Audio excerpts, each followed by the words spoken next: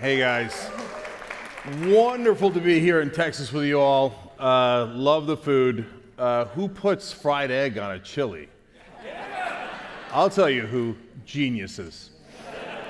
So, first of all, I got news for you guys. Everyone here is descendants of immigrants. So that's of course true, even if you're a Native American. You started in Central Asia, where my folks also originally started. The Turks went west. You went east, and here you are. On the Mayflower, literally every one of those folks were undocumented immigrants. Where's your papers? I don't see your papers. You did not come here legally if you came from the Mayflower. Now, obviously different rules at the time. Now, guys, we need immigrants. Literally, the entire country, 100% of us are descendants of immigrants. To say that, no, we're not going to do any more immigrants, well, that's preposterous. The only question is, how are we going to do immigration, not whether we're going to do immigration. By the way, if you think it's a great idea to stop anybody else from coming in or going out and close off and let's just stay what we are now, this culture is great. Well, good news for you, the Ming Dynasty agreed almost exactly 500 years ago. That's why they burned all their ships to the ground. It was called the treasure fleet. And the Chinese ships at the time were so dominant. They're about 10 times the size of the European ships. And that's why they were economic giants 500 years ago. And after they burned their ships and didn't have anybody going in or out, a 200-year massive slump. And it destroyed their dynasty. Because closing yourself off from the rest of the world is a recipe for disaster. So let's have a realistic conversation about how do we get people in here and do it the right way. Look, I know that there are real concerns about immigration, especially undocumented immigration. So let's talk about which of those concerns are legitimate and illegitimate. So, of course, you're not going to be surprised to find out that I think a lot of it is illegitimate. But I'll surprise you with a couple of opinions. I think some are legitimate. So first of all, on illegitimate. Oh my God, they're criminals and rapists, said the guy who was indicted 91 times and proven in court to have done sexual assault. So there is a criminal and a rapist.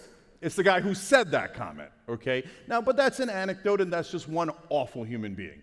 But when you look at large, it is a stone-cold fact that native-born citizens, and if you're in that category, sorry, but you are the most likely to be criminals.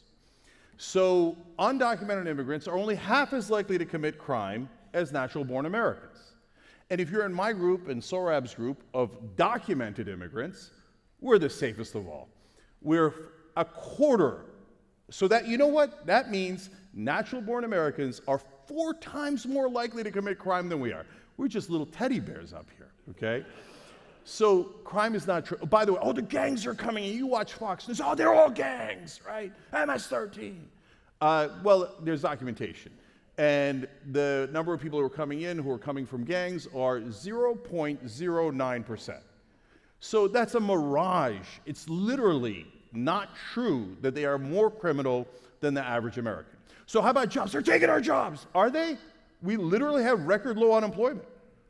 And this is not a partisan issue. Both under Trump and Biden, except for COVID, obviously, we had really good low unemployment. And if they took all of our jobs, how come unemployment isn't sky high? We have one of the lowest unemployment rates in the whole world. They're definitely not taking our jobs. And guys, who are you kidding? Did you all just come from a meat packing plant and they took your jobs? No. Did you all just pick lettuce and then come to the Majestic Theater? No, they're taking the jobs that Americans won't do. In fact, Bush in 2006 said, we're going to get these dastardly undocumented immigrants. They did several raids, and this happens every single time there's a raid. This one was in Stillmore, Georgia. They go and they take out all the immigrants, and guess what happened? The whole town died. It was a small town, about 1,000 people, and once they took out all the undocumented immigrants, the only plant in town collapsed, and the entire town collapsed. They've done that about 6 times. That's why they don't do it anymore, and even Trump barely did it, because it's a terrible idea. So it's not that. So the legitimate part is that yes, when people came to the border towns, then it was a mess. And that's not fair to the border towns. And in fact, when Governor Abbott first decided to do the buses to the northern cities, I surprised a lot of people on the Young Turks when I said, that's a really good idea. Politically, it was a really good idea, but on top of that, I said, why should the border states carry all of the pain? Why shouldn't it also go to the cities? And if you live in a blue city, as I do, and you really believe in immigration, then you shouldn't have any problem with it. And people are like, well, you can't say that. Well, whoa. So it turns out you don't want them either, right?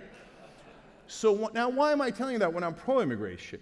Because the problem, guys, yeah, I get it. When you put a whole bunch of new people into a new place, yes, will sometimes crime go up?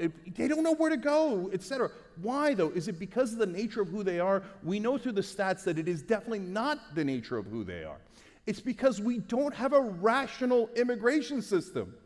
Do you know how many, the immigrants are coming, giant invasions. Do you know how many immigrants we let in as a percentage of the country every year? 0.2%. It's tiny. If those same people came in a documented way and we got them, a pathway to jobs, housing, etc., then they wouldn't be milling around in Chicago and New York and the border states, etc. They would do this in an orderly fashion. And I'm way out of time. So I've got so much more to say,